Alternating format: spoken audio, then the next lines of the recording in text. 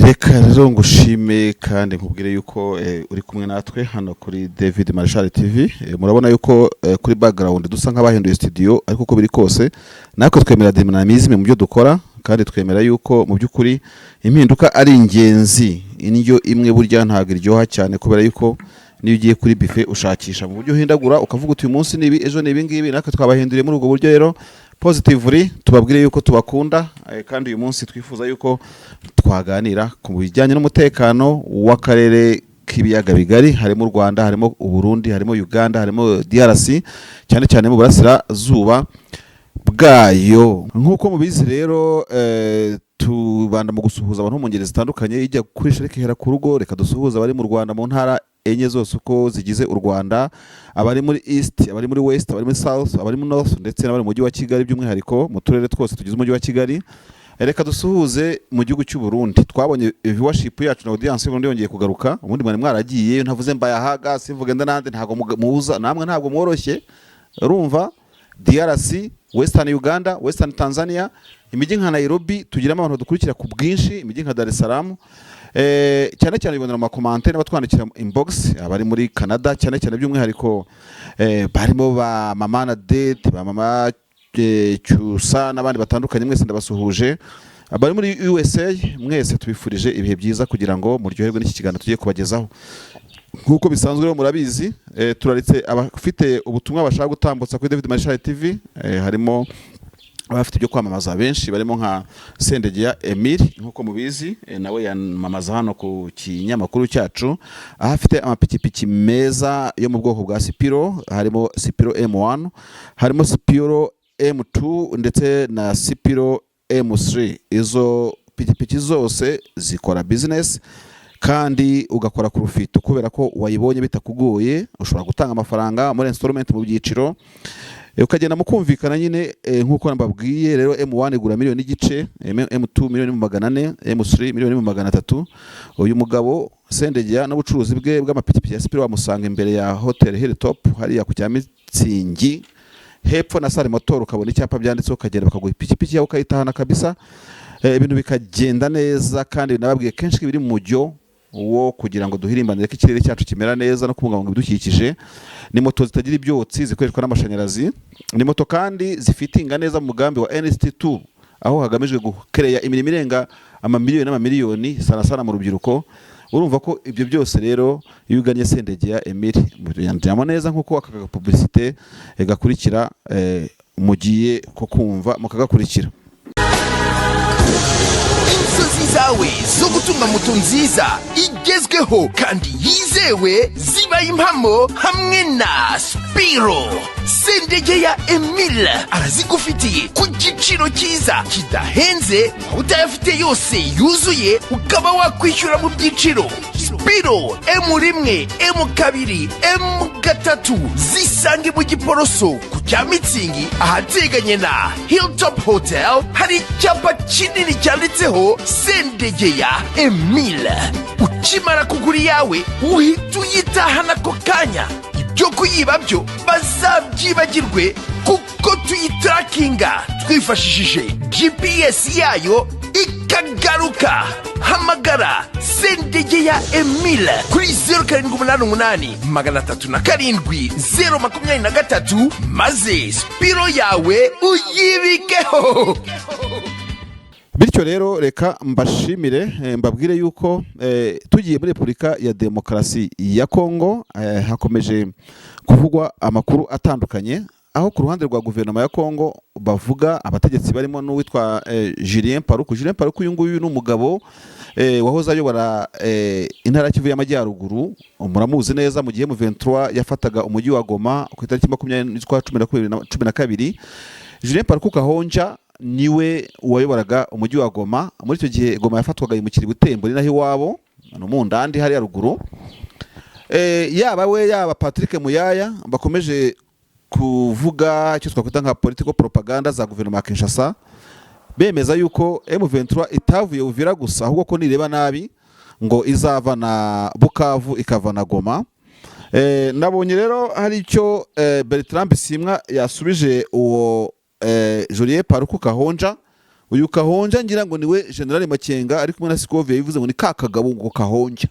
Murabyuka cya kiganiro Kahonja rero n'uwo nguwo Julien Paruku uvuga uti sha muhame hamwe sha muzagenda atizi nyeshyamba zanyuzayo mu 23 nizo za nyuma zibaye muri Kongo n'andi nyeshyamba nimwe muzogera kubona n'amaso no kwishira iryera muri aka karere kacu tugiye kuzikubita tuzirahira aho twinikaga ntimuzogera kumva izindi nyeshyamba. Bisimwa nawe yikomanga mu gatuza neza azamusubiza atari indimi aramubwira ati c'est la toute dernière rébellion car elle prendra en charge et de manière définitive les causes profondes des conflits, fondera un État-nation à partir des fondamentaux et instaurera une gouvernance responsable et redevable qui s'occupe des problèmes des citoyens. Ashyiraho akadomo asuza agira ati la révolution. Ati wewe barakubwira icyo bita mapinduzi cyangwa se revolution, wowe ukajya aho ngaho gusa ugasobanurira abantu ko ariko nyeshyamba za nyuma. Reka tubyumvikaneho kimwe ibyo uvuga ni ukuri, nitwe nyeshyamba za nyuma koko mu gihugu cyacu, ariko koko reka tuba abanyuma ni mukuri kuko tuziga ku bibazo muzi by'ibyo dora turwanira tubishakira umuti, kandi koko turi nyeshyamba za nyuma kuko tuzashyiraho ubutegetsi buzira inyeshyamba, kuko tuzajya ku mpamvu n'ibibazo abaturage bafite tukabikemura tukubaka igihugu kiyubashye, kandi nicyo bita revolution.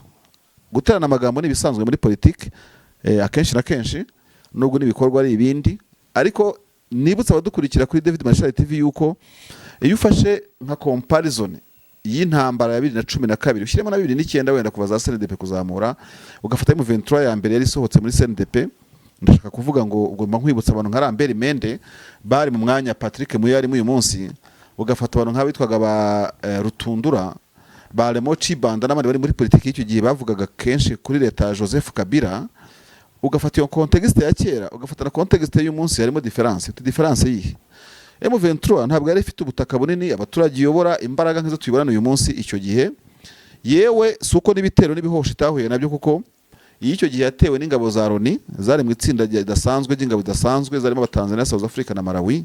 One secondary ubona ko na FDLR yari ku ruhande rwa leta, yego kuko nibyo bahamasunzu barayirwanyije n'ubu niko bikimeze, ariko M23 kirasiyo uyu munsi yari idafite umujyi wa Goma, yari wigeze gusohokamo.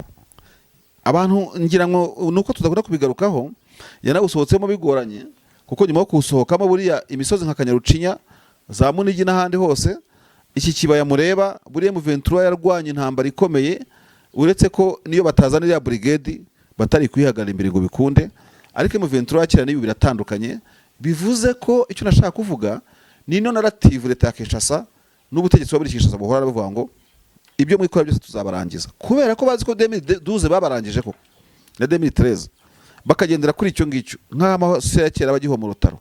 Ariko nanone udashaka guhishingira ibyo leta ivuga ya Kinshasa, iyo narrative yago tuzabarangiza nanone ntabwo ubura ibimenyetso bikubwira ngo okay twabakuye muri Goma nyine icyo gihe muri 2012 atari ku bwende bwanyu, ariko nyine bakavuga ati twanabakuye Uvira bitari ku bwende bwanyu, nubwo mu 20 bakubwa ari ku bwende bwayo.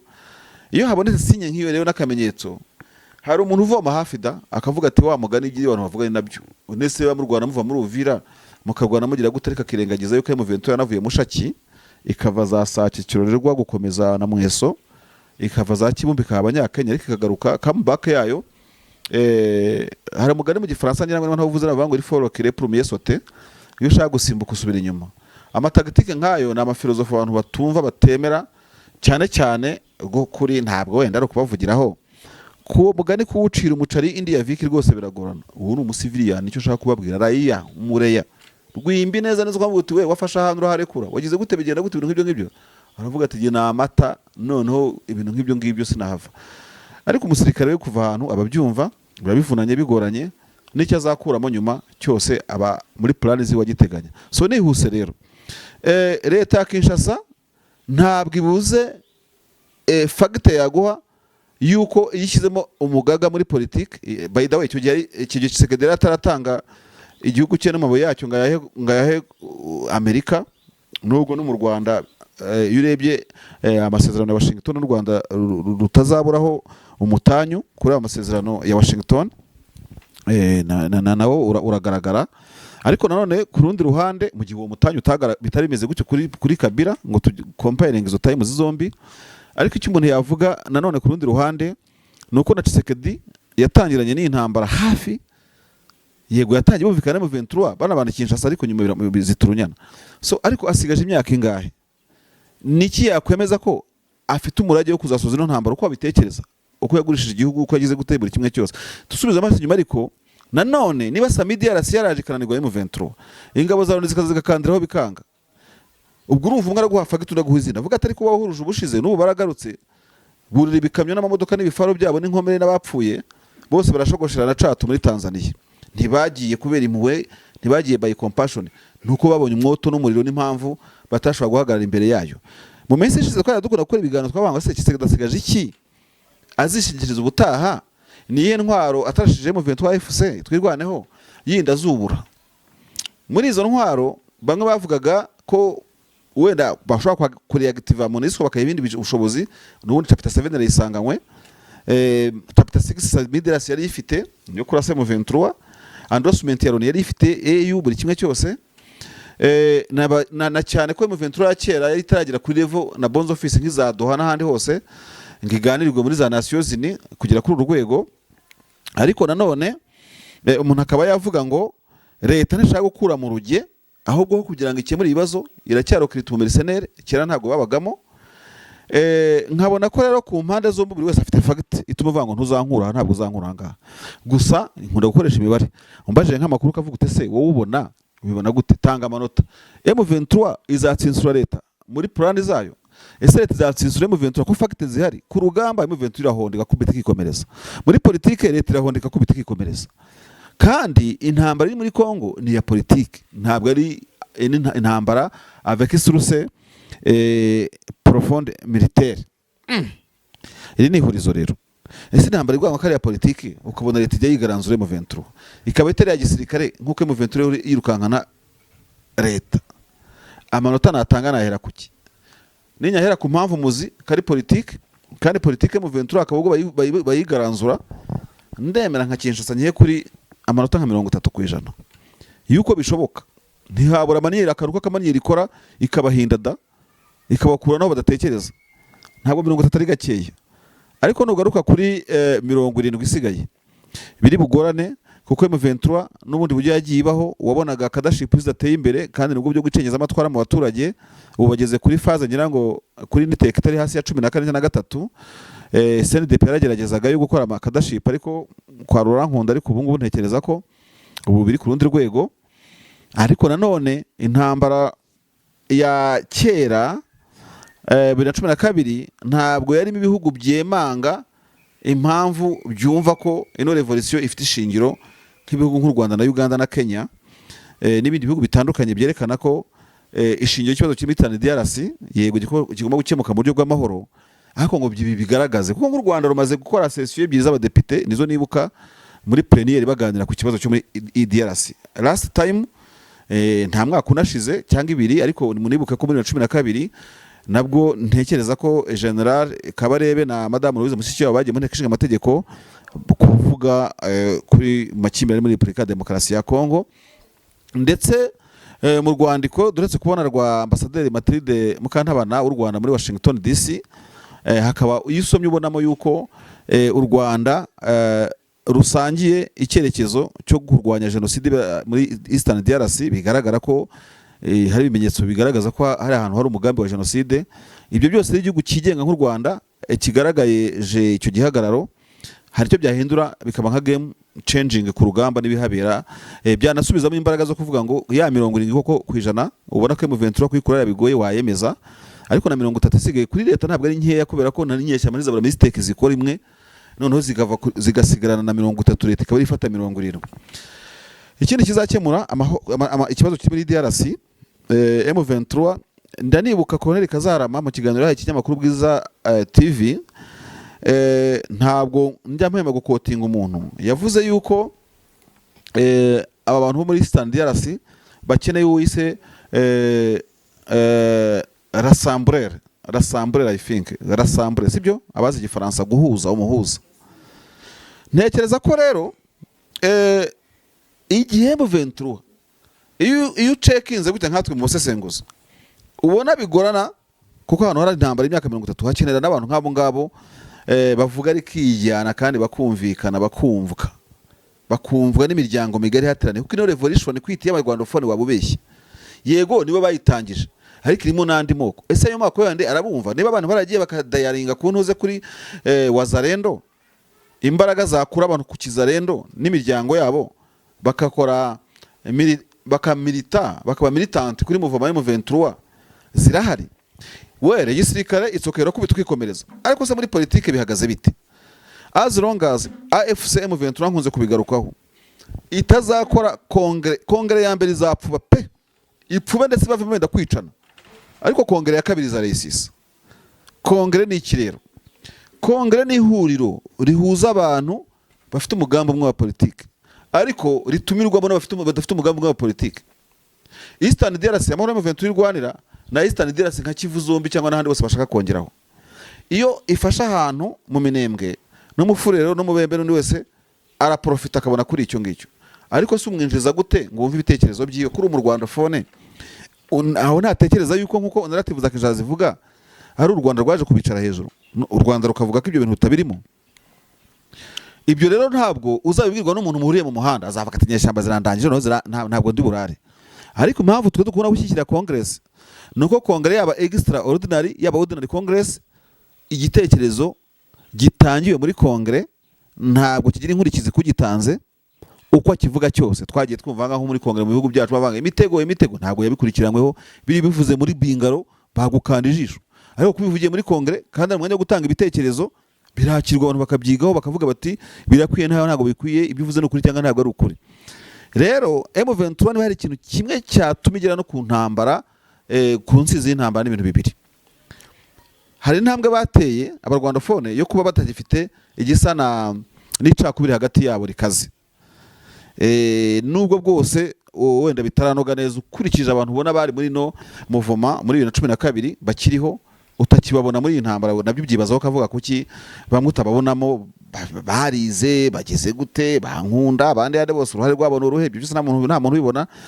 Kandi ntiwaresambura abantu utabanje kwiresambura ubwawe. That's one. Secondly, ikindi cya kabiri mu 23 ikeneye ni ikiri cyo kumenya ngo nubwo turwana muri izi ntambara, aho umufurere wa tubona gute, ese umubemba tubona gute, umundandi uretse ko dufite intwaro tukontrola ahantu agacuruza akaryama agasinzira, ese ya understanding impamvu turwana kayumva. Ikizabikwereka nuko bagukomera amashuri uvira wantu haba bagakomera amashi leta bagakeza uwimye nyine. Ibyo nabyo ntabwo bigaragaza umuturage uri macuwa mu byo yemera no mu byo yizera, kuko ahindagurika ko muka miliyoni ahageze hose. Nukuvuga iki rero, M23 ikeneye kumenya uyibwiza ukuri nuko abaturage bayumva, kandi ikana kwibwiza nayo. Uyikrititse ugize gute cyo kwanya mbona bayikritika kibahondagura iminyafu hariya muri Goma mu nama, nta nama ijya batarika inkoni zanyukira ziraturambiye.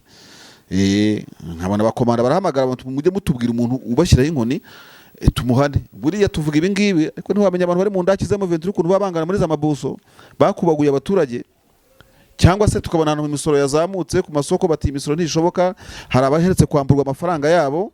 Hariya Igoma nabonye gavana yarabyinjiyemo bavuga ko byakemutse, ntawamenya niba imigabane y'abantu yarabasuye mu biganza cyangwa bashaka kwigarurira rirashyira hamwe na kiriya kibina bakoresheje icyama n'imbaraga bafite. Ibyo byamenywa n'umuntu wabikora investigation je ntayo nakoze, ndavuga ibyo nabonye kuriya, ariko ntabwo nizera ibyo mbonye byose, genda umwanaliste. So kubera iki Gaddafi yakoze ibishoboka byose kugira ngo abanyalibiya bagire well-being, babeho neza. Gaddafi yabahaye ibibanza, arabubakira, arabarongoza, oya abaha amafaranga yo kugira ngo barongore bashyingiranwe, akaba nibatungana amashuri. Libya yabaye mu bihugu bya mbere bifite abasomi, abantu bize benshi, yo na Zimbabwe ngira ngo bize imbere mu bantu bize cyane. Ariko Gaddafi muri Jamahiriya mu ishyaka rye ry'abajama ashobora kuba atarigeze atekereza kumva ibitekerezo by'abaturage ngo icyo bamutekerezaho, kuko yumva yabahaye akasubiza agahaza demande yabo, ariko ntiyakora icyo twakwita action d'écoute ngo yumve niba ari critique, ngo yumve niba umuntu wize koko akagira masters akagira doctorat muri Libya hatabaye impinduka dynamism kugira ngo yitunge. kuko urumva hakurya muri Italy, kuko Libya ituranye n'Ubutaliyani, ituranye n'Abufaransa, ituranye n'ikindi bihugu byose bitari biri muri jamahiriya muri ubwo buryo bw'ubujama. So no kuvuga ngo kutumva abantu bagacuye abantu batega amatwi muri ya congress navugaga, ukibwira ko ibyo ukora ari byiza bibanogera, kiba ari ikibazo gikomeye cyane. Nanone ku rundi ruhande ugomba kumva rero n'abitekerezo byabo kandi kuri cadre ya congress, kuko ibitari congress bemeze nka mene alleluia, ariko muri congress nabwo haba harimo discipline ibigenga, ariko uburyo bwo guhuza abantu bava mu miryango itandukanye. Yego bajya bahuza abantu baba notable, ariko bazamure level bashyire muri, kuko congress izava imyanzuro ngo umwanzuro wa mbere dushaka iki Kinshasa, turagishasa gukora iki. Ibyo kandi bizaza bitabajwe n'umuturage wowe utekereza ko ari umwefuse, bizaba ngo umuntu adazabikubaza utari no mu cyama cyawe, umubembe ni uzabikubaza, kuko ntabwo igihe mutarahura ngo mutega amatwi ushobora no gusanga ari ukurusha kumenya n'akamaro independence yagira, mutajya mutekereza no gutekerezaho. Kuko muri kongere gihaze igitekerezo kitanaturutse ku cyama cyanyu mukakigaho, cyangwa se mugakina diru kigaturuka mu wundi kikabageraho mukakigaho kugira ngo mukibyaze umusaruro. Icyo mvuga ahangaha ni kirero, icyo mvuga nuko iyo kongere izabarokora mufite imijyi irenga 2, mufite ibikorwa remezo bihagije, mufite ibintu mwatungisha abantu baje muri kongere. Hari abadiaspora baherutse kuza gusura agace mu Ventura igenzura, bo bose bagira uruhare mukabatumira, bikaba n'imisiyo hybride ishobora kuganira ku ngingo zikomeye nk'izo. Ariko leta nikomeza kuvuga ngo muzavaha nawe muti tuzahaguma, fagite tukabura ku ruhande hose zirahari, murakubita munesha n'igakubita kubita politika rinesha. Ubwo ino ntambara izaguma muri dilemme, kandi ntambara igomba kugira départ, ariko ikanagaragaza na point de terminus end, umuntu akabona mu bishashi no n'iki uko izarangira. Mu gihingi byose bikiri muri ambiguité, utamenya ngo izarangira gute, ngo match izarangira gute.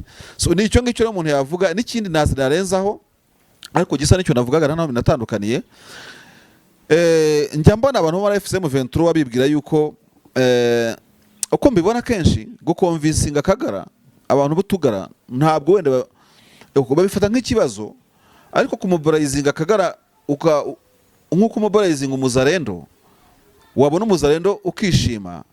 Ubu abantu bakeneye no kumenya ko hari abazarendo baje muri M23 bagahindukiza ibitekerezo.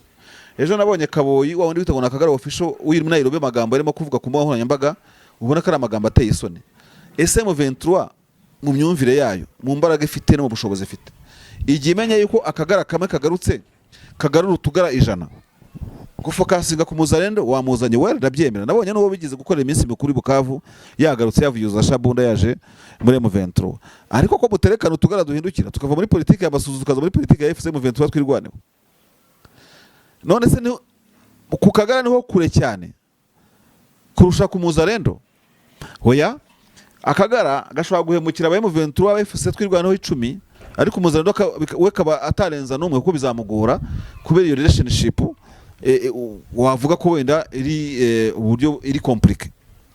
So mu ntambara n'uwo twakwita duyiwa ndano murebaho, kuko iyo umuyigaruriye uba wigaruriye benshi, kandi muri mobilization afasha benshi kugira ngo n'abantu bagaruke. By'ukuri il fallait profiter l'occasion yo gutsindwa kwa Kagara no gufungwa kwa Masunzu, gutsindwa kwa Kagara no kubigambaga ko uvirita afatwa igafatwa, gutsindwa kwa Kagara no kuba bariya uriya w'igisahiranda wabaga muri za Uvira wari waraje w'umunyamurenge warwanyaga twirwaneho, ninde ndaza kumwibuka ndamubona wa Mandevu. So nukuvuga ngo kuba barimo babangamanga ufata ihene gihebeba, kubera ko nanone hari wibwira ko nta kaze yagira mu bayita bene wabo, mu gihe yabagarutse ahindutse, kandi ahinduye ubugara bwe, ahindutse umuntu uhibina agaciro. Ibyo ngibyo rero ni ikintu nabo bagomba kurebaho kugira ngo unity yabo ibanze imene neza, kugira ngo eventually leta Kinshasa izajya ivuga ngo ese ko muturwanyiriza ibi ngibi ko tubacagwa nyine tufite rasizime yo kubangamura abarwandofone muri kimwe ibintu nk'ibyo ngibyo, namwe ubwanyu mukiyanga hagati yanyu. Ako kantu nako gomba gutera ikimwaro n'isoni abari mu nzego za leadership, mu bintu bakora, mu gucengera utugara n'iki, bakagereza no kwigarurira tumwe muri two, kugira ngo kamwe kaje kagarura abandi, ibintu bigende neza. Nge ndumva araho navuga rero kubw'iyi ntambara ya Kongo mu nyuro bahana n'iki byose. ahasigaye twareba niba hari update zihari kugira ngo tugane no ku musozo w'ikiganiro. Ntabwo cyenda kuba kirekire, maze kandi ukomeze ushakisha uburyo nyine wagera kuri Sendegeya Emile aguha ipikipiki M1 M2 M3 kugira ngo ubashe gutangiza business zawe nta kibazo kindi kigukomereye. Reka tunyarutse amaso turebe ku makuru yiri wavuga cyane cyane mu update ari uyu munsi kugira ngo tugane ku musozo w'iki kiganiro. Twarimo dusesengura tuvuga ku guterana amagambo kuri hagati ya Kinshasa n'ubutegetsi bwa Kinshasa, kugira ngo turebe niba hari uko twagenda tureba nyine uko ibintu bimeze. Hano ndabona muri Repubulika ya Demokarasi ya Kongo hari inkuru ku kinyamakuru ngo Haute Cour militaire cité comme renseignant Sylvain Ekenge fait une autre révélation sur le message qu'aurait reçu le prévenu Yave d'un collaborateur de James Kabarebe. Hano baravuga ko Sylvain Ekenge nubwo afunze, urukiko rukuru rwa gisirikare rumwifuzaho ubufasha n'ubuhamya bwo gushinja General Yave ushinjwa ko ari ubutumwa yakiriye ngo bwo mu ofisiye yo mu Rwanda. Ni inkuru yo guterana amagambo mu nkiko. Ari Sylvain Ekenge arafunze, baca umugani mu Kinyarwanda ngo ucisha hasi ntafata ucisha hejuru. Ubuhamya bwa Sylvain Ekenge rero sinzi ngo buzaba bumeze gute. Hano kandi kuri urwo rubanza rwa Sylvain Ekenge baravuga ko nanone Constandima nawe afite icyo ashobora gusobanura ku byo General Yave ashinjwa. Aba bose ni abagenerali batarebwa neza n'ubutegetsi. Ni ibyo umuntu yavuga rero hano. Reka rero n'ubundi tubashimire ko mwakurikiranye ikiganiro cyacu, hanyuma turakomeza kujya turebera ama update ariho ku bijyanye n'akarere k'ibiyaga bigari. Ubundi kandi mukomeze kugira ibihe byiza, abamamaza mukomeze mwamamaze, n'abaduha ibitekerezo mu bitange, abakora like ku nkuru zacu. Mwese mukomeze kugira ibihe byiza rero. N'ubundi amakuru kuri David Maisha TV nakagaruka. Reka mbwire ngo ciao ciao, hasta la vista. Inzozi zawe zo gutunga moto nziza igezweho kandi yizewe zibaye impamo hamwe na Spiro. Sendegeya Emile arazigufitiye ku giciro cyiza kidahenze, utayafite yose yuzuye ukaba wakwishyura mu byiciro. Spiro M1, M2, M3 zisange mu Giporoso ku cya Mitsingi ahateganye na Hilltop Hotel. Hari icyapa kinini cyanditseho Sendegeya Emile. Ukimara kugura yawe uhita uyitahana ako kanya. Ibyo kuyiba byo bazabyibagirwe kuko tuyitrakinga twifashishije GPS yayo ikagaruka. Hamagara Sendegeya Emile kuri 0788 307 023 maze Spiro yawe uyibikeho.